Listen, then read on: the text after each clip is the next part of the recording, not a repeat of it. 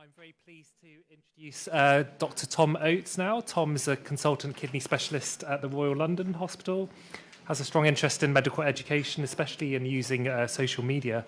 I'm sure he's going to give a very stimulating talk on social media, empowering patients and engaging professionals. Thanks very much. Well, thanks very much. Good morning. Hello, my name is Tom. I think the programme says I work at the Royal Free, but I actually work at the Royal London, which is in Whitechapel in the East End. And those of you who are from London will know that Hampstead and Whitechapel are fairly different. And those of you who aren't from London, hello, can I have a loan? I'm going to talk about social media. And I've been talking about social media to healthcare audiences for quite a long time now. And I used to have to start by defining what social media is. But I don't have to do that anymore because I don't really know who Kylie Jenner is or what she does, but I know that this is her thumb, and I know that this is her newborn baby, and I know that when she put this photo on Instagram, 18 million people liked it. So that number by itself kind of gives you an idea that if social media is not part of your day-to-day life, it's a part of the life of a lot of people on the planet. And it's certainly a part of how you see the world now, whether you have an Instagram account or a Facebook account or a Twitter account. It influences how you see the world. And a lot of people think that's a bad thing. And in many ways it is a bad thing, but there are some good things about it. So I can't think of any other way that you could be planning your wedding and you could think, I'm going to ask my favourite actor if he'll come and officiate at my wedding. So for those of you who watch Netflix, this is Hopper from Stranger Things. And this lady tweeted him and said, will you come and marry me to my fiancé? And he said, well, if you get 125,000 retweets, I'll consider it. And you'll see she's well on the way here. And she actually got there, and this chap, who's a Hollywood actor, came and married her to her fiancé. Or maybe you're just a very bored teenager in Arizona and you're a bit hungry and you like Wendy's, which is a bit like McDonald's, and you sort of do a tweet for your friends saying, how many retweets for a year of free chicken nuggets? And you get lucky because the guy doing the Wendy's Twitter account that day is quite quick, and he says 18 million, ha ha ha. He didn't get 18 million, but he got 7 million. So Wendy's clearly thought that was very good publicity, as it was, and gave him a year of free chicken nuggets. So it was good for him. Now, everyone loves a bit of audience participation. So who's the most followed person on Instagram? Is it Justin Bieber, Taylor Swift, Madonna? I put that one in for the oldies in the room like me, just so they knew who one person was. Cristiano Ronaldo or Selena Gomez? Anyone want to have a go?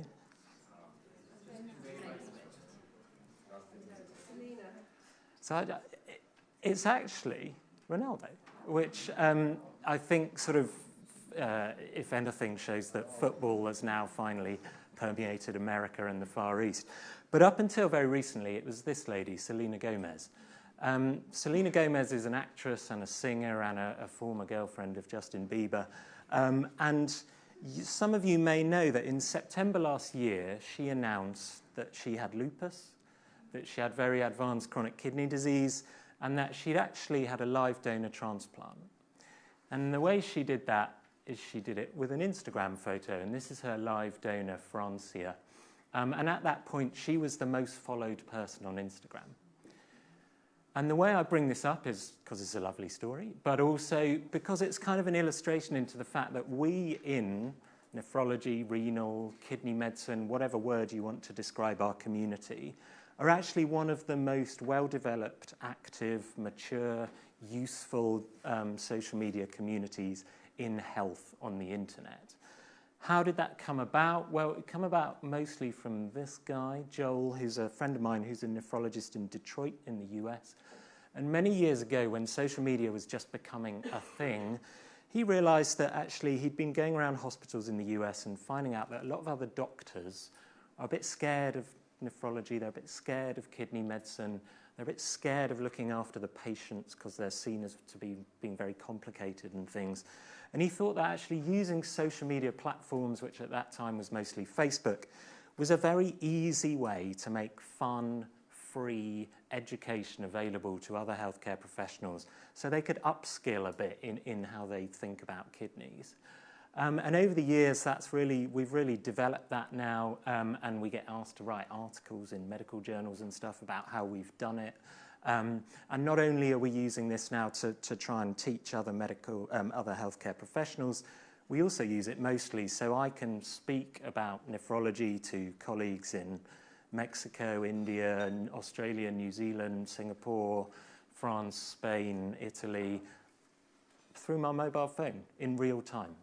And that is incredibly powerful. I don't give away patient details or anything like that. I talk in general terms. We think about how we do things. And we've all learned a huge amount from that. And that Matt, who works with John in Leicester, and I wrote an article last year saying that social media in medicine, I think, is really going to change the game for us healthcare professionals about how we learn and improve what we do. Now, you as patients are probably sitting there wondering, oh, great, am I going to be able to send a message on Facebook Messenger or whatever to my consultant to ask them about my blood pressure or whatever? And that may come, but I think at the moment, if you ask healthcare professionals about interacting with their patients through social media, they probably have an idea of this come up in their head.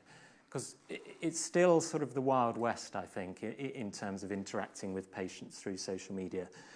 It's not regulated. Healthcare professionals don't really know what they can and can't do. They don't know how they would know that they're doing it well or how they would be able to improve. So I think for now, this is probably not where it's at in terms of healthcare professionals and patients being able to talk. But it will come. How can I be so sure? Well, this is the mandate to the NHS, which was written in 2015. It's a sort of long, boring political document. Is there a non-long, boring political document? Anyway, and it says, the NHS really needs to learn to support people with health conditions by embracing opportunities created by technology.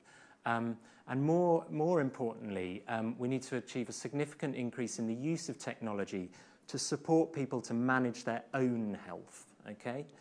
2015 was quite a long time ago in politics. We now have a Secretary of State for Health whose one thing he talks about is data, digital and technology in the NHS. And this report came out a month ago and has kind of laid out how we're going to do this, how we're going to get digital and technological platforms in the NHS and how we're going to support patients more. So there is so much political push behind this that it will happen that we are using novel platforms to speak to you, okay? Now, if you spend any amount of time around social media, you can realize fairly quickly that any group who are interested in something and talking about something are talking about it on social media. And that most of the things groups say on social media is open and free and visible. And therefore that makes social networking sites essentially databases of people's opinions. And you can find posts relating to pretty much anything you want and filter out noise and find out what people are thinking. That's obviously become very well known after Facebook, Cambridge Analytica, Trump, Brexit, etc. Because you may think Google is the best search engine, you may think Facebook is a social networking site. In fact, they're the two world's biggest advertising companies, because what they do is they take all the information that you give them freely and they create a profile of everybody who gives them information, and then they sell that to companies who can then target you specifically, because you're logged into your Facebook account, to target advertising to you. So that's why when you type black shoes on Google, next time you go on the Guardian website or something, there's loads of adverts for black shoes. Don't get caught out when you're buying your wife's birthday present. Now, and this has obviously become a very hot topic, and that's great, but it also was slightly difficult for us, because a couple of years ago, we realised this about social media, and we thought, well, we can go on social media, we can find a whole load of posts about kidney disease, and we can work out what people are saying, what patients are saying, And we can find out what they want to know, what they need to know, what they don't think we're telling them, and how they want to be told it. And so John, Paula Ormandy, who's in Salford, a whole load of other people in Leicester and Salford, and me from London, decided, well, let's look at something more specific. Let's look at IgA nephropathy. And we went to Kidney Research UK and we asked for a small grant, and they gave it to us. And so what we did is we found about 3,000 Twitter posts and about 300 Instagram posts about people talking specifically about IgA nephropathy. We were then, through John's negotiation, allowed completely anonymised and untraceable access to the IgA Nephropathy UK Facebook group, where we had about 2,000 posts of people talking about IgA nephropathy. And all we did is we used sort of established techniques to work out what the specific kind of thematic headings were that people were talking about with regards to IgA. So we could look at that social media and data and say, okay, this is what people think they need to know, this is what people think they already know, and how can we make that better? And what's interesting about that is historically, if we as healthcare professionals wanted to find out about what you thought, what you knew, what you wanted to know, we invited a whole load of you to a focus group. And normally the people who get invited to focus groups are a certain type of patient who's often had the disease for a long time, often knows a lot about it anyway, and therefore we thought it'd be quite interesting to have a focus group and then see the differences between the two approaches, and then let the two of those kind of inform each other and see where the real areas of unmet need were. And we wrote about this in a medical journal, so hopefully people are going to apply this approach in other healthcare diseases. So what did we find? Well, we had the focus group first, and these are the 6 areas that people came up with in terms of what they felt they needed to know about and what maybe we needed to do better at telling them about. So the diagnosis. How is the diagnosis made? What does the diagnosis mean? How is the disease going to progress, and what sort of different stages are there? Diet. Does diet affect the disease? Do I need to change my diet? The treatments I'm being offered, what do they actually do? How do they actually affect this illness, this kidney disease? Is it genetics? Is it inherited? Have I got it from my parents? Will I give it to any children I may have? And then support. What support is out there that is separate from my own hospital or my own kidney patient association in my own hospital? So how did the focus group compare to the sort of raw, unfiltered social media conversation? Well, only diagnosis and diet actually came up as themes that we found in the social media analysis. So disease progression, what the treatments did, genetics and support didn't. So what did come up in the social media analysis? Well, the one that was most frequent was about symptoms. So what am I going to feel? If I feel something, is that traceable to my IgA, or is it totally unrelated? That kind of thing. Diet was second. Diagnosis was third. And then treatment. But it wasn't necessarily, how does this help my IgA, or how... It was, am I feeling this because of the treatment? Or am I going to feel this because of the treatment? And then finally, it was about how the IgA was going to interact with any other illnesses that I might have. So is it going to affect my diabetes, or has my diabetes caused it? That kind of thing. So I think by looking at this, what we really learn is, A, there is a huge unmet need for us as healthcare professionals to give people the information that they actually want and that they actually need to help them achieve their best health. But the only way you're going to be able to do that is if you do that in different ways. So focus group, kind of looking at social media, that kind of thing. And just a word on something. So something that comes up very frequently is people talking about pain in their kidneys. And a lot of people with IgA think that that's worse after they've had a viral infection, cough or a cold or something. This is a quote, anonymised. I've mentioned it in the past. They said kidneys don't cause pain and it must be muscular. I've said that hundreds of times in clinic, and I'm really sorry, right? But this is what I used to think, and now I think, well, actually, even if this is what I think as a consultant nephrologist, I need to get better about talking about this with my patients, and how am I going to be able to do that, and how am I going to be able to improve and check that I'm improving day by day in talking about symptoms with my patients. So where we're up to is we've looked at the social media and we've come up with these themes. We've called that phase 1. If you call something phase 1, there's always a phase 2, right?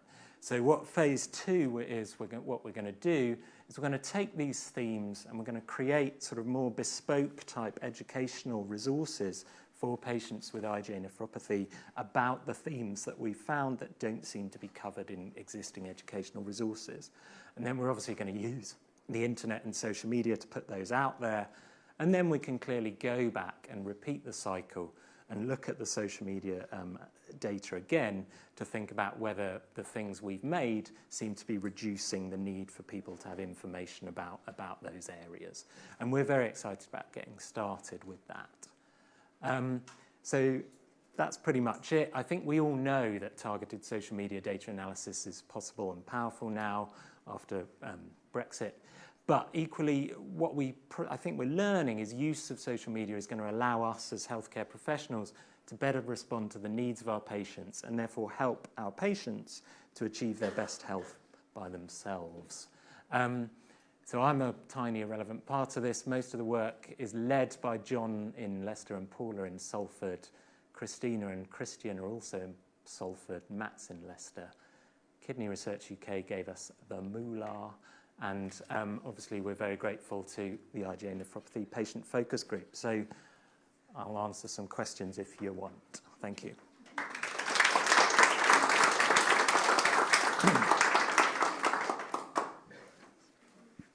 Hello. You spoke about improving the educational resources that you've got through your analysis. Someone online would like to know where they can access the existing information and resources. So often the best place to start is, I've taken my lanyard off, is the Kidney Care UK website for general things about CKD. I'm not sure, John, you probably would be better able to think about where the best place for IgA specific. So part of doing this is that there hasn't been anywhere. If you go online, you will find lots and lots of different sites of very varying quality and accuracy. And the main reason the Facebook page was set up was because one of my patients sat with me in clinic and said, I'm just completely confused because I've read different things on different sites. So in terms of what we have in the UK, the Kidney Patients Association, Kidney Research UK is revamping its information, and Radar has a website, and the IgA nephropathy information on there, which I think has been partly written by myself and Phil and Margaret, has information there as well.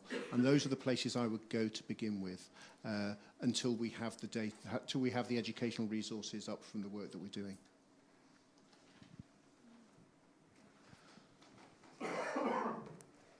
Thank you. I was interested in what you said about the patient saying they've got pain in their kidneys, because this is very much a two-way process. I mean, it's great that you're thinking about getting information out there, but this is a really good way to get information in. Absolutely. And I think, as a kidney patient myself, some of the received knowledge in doctors, which is great, it doesn't recognise some of the effects of having kidney disease. Yeah. For example, I am constantly cold. Yeah. And if there were, not everybody feels that, but if there were enough patients feeding things like that back, you could at least say to patients, that's not uncommon. Yeah, even if there's nothing you can do about it or need to do about it. So it would be really good in this study to look at how you can get those sort of non-clinical aspects of having kidney disease together, so we understand that few people do suffer other things. Absolutely. I totally agree with you. It's great to hear you say that, because I think, the slightly less common things, but that are genuine. Once you've got enough of people saying it, as you say, we can all say, yeah, we've seen that, we know about that. Yeah. So one of the things I just want to say is, Tom mentioned about kidney pain, and that is something that comes up a lot. And so Matt Graham-Brown will be submitting a grant to Kidney Research UK next year, where we are going to take that and run with it. And what we're going to be doing is asking patients, if they're prepared to travel to Leicester, that we will scan your kidneys. Because one of the ideas is perhaps you get pain because when you have a flare-up, the kidneys swell. And when they swell, they give you pain. So what we want to do is, because this is perceived as a big problem for patients, is we're going to scan kidneys with an MRI scan you when you've got pain, and then ask you to come back when all the pain's gone away. Then we can three-dimensionally reconstruct your kidneys and compare what they look like when you have pain and what they look like when you don't have pain. And the only reason we're doing that study, because this is not something that we normally do, is because what came out of this work was that was one of the key things that patients were complaining about the most and getting very short shrift from anyone they mentioned it to. And that's putting it mildly.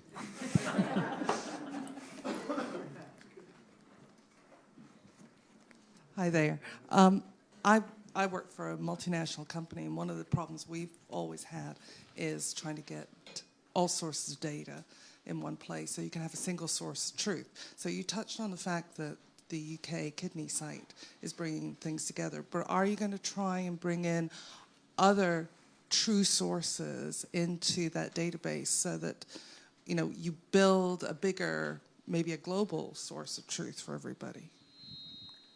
In terms of information about diseases, this is a very interesting topic in that, and I can talk for a long time about it, so stop me.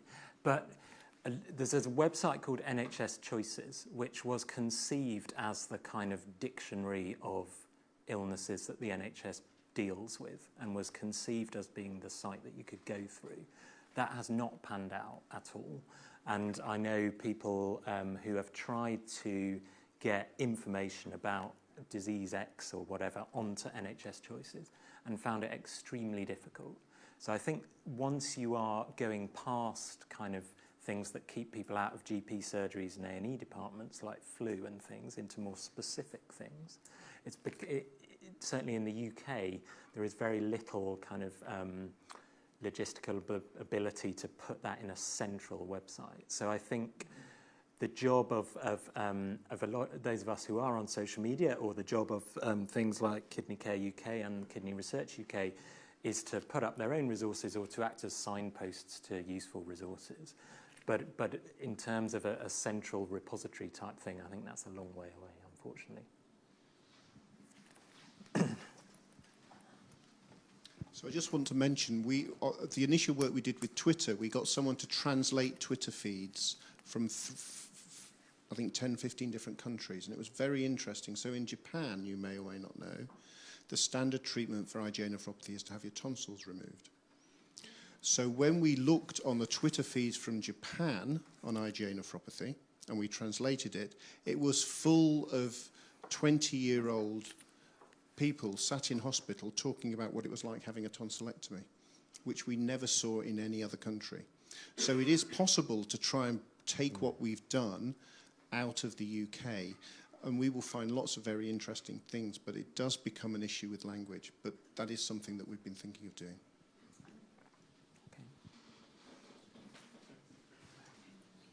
Thanks so much. Thank you.